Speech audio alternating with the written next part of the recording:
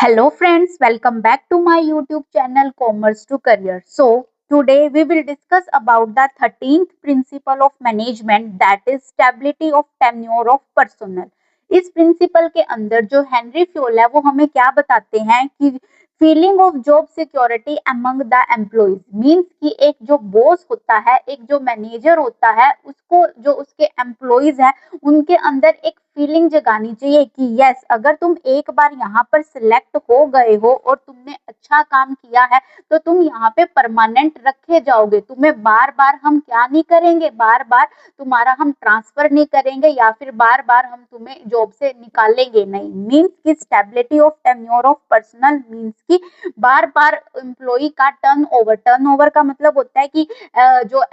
Workers हैं, जो employees हैं, एक बार 10 दिन उन्होंने एक ऑर्गेनाइजेशन के अंदर काम किया, फिर वो छोड़ के उस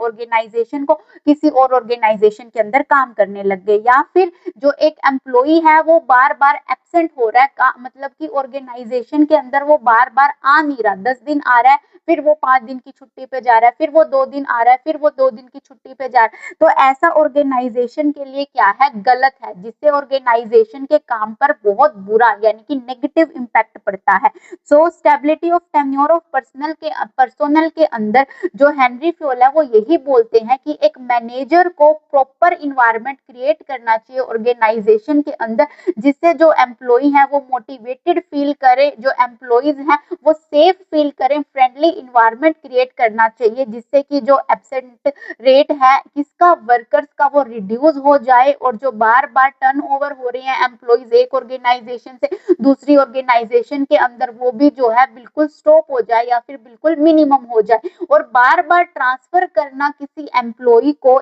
एक डिपार्टमेंट से दूसरे डिपार्टमेंट के अंदर, वो भी ऑर्गेनाइजेशन के अंदर सही नहीं होता। क्यों? क्योंकि एक जो वर्कर है, मान लो वो सेल डिपार्टमेंट के अंदर काम कर रहा है,